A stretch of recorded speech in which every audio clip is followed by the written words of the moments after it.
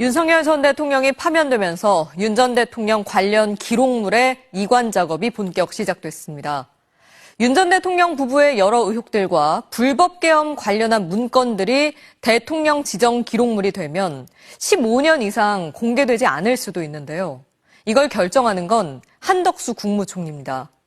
게다가 공교롭게도 최근 대통령 기록관장 최종 후보에 대통령실 행정관 출신이 포함된 걸로 확인됐는데 대통령 기록관장을 임명하는 것도 한덕수 총리 손에 달려 있습니다. 이혜선 기자가 취재했습니다. 행정안전부 산하 대통령 기록관이 윤석열 전 대통령 관련 기록물 이관을 위한 현장 점검에 들어갔습니다.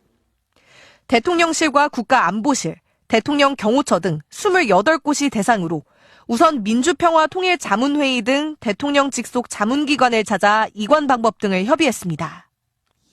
대통령 기록관으로 간 일반 기록물은 공개가 원칙이지만 대통령 지정 기록물이 되면 최대 15년간 공개하지 않을 수 있습니다. 사생활 관련 기록물이라면 30년까지도 비공개가 가능합니다. 윤 전 대통령이 파면되면서 기록물 지정은 권한대행인 한덕수 총리에게 넘어갔습니다. 대통령실 용산 이전과 최상병 수사 외압 등 여러 의혹은 물론 비상계엄 관련 문건의 공개 여부를 한덕수 총리가 결정해야 합니다. 지난 2017년 박근혜 전 대통령 파면 직후 황교안 권한대행은 이른바 세월호 7시간 관련 문건을 지정기록물로 결정했고 여전히 공개되지 않고 있습니다. 윤석열 정부의 주요 의혹에 관한 대통령 기록물은 온전히 보존되고 적절히 관리되어야 한다.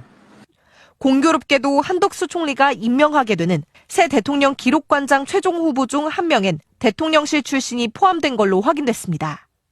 윤 전 대통령 취임 직후인 2022년 7월부터 최근까지 대통령실 행정관으로 일해왔는데 이명박 박근혜 정부에서도 대통령 기록관리 실무 책임을 담당한 걸로 알려졌습니다.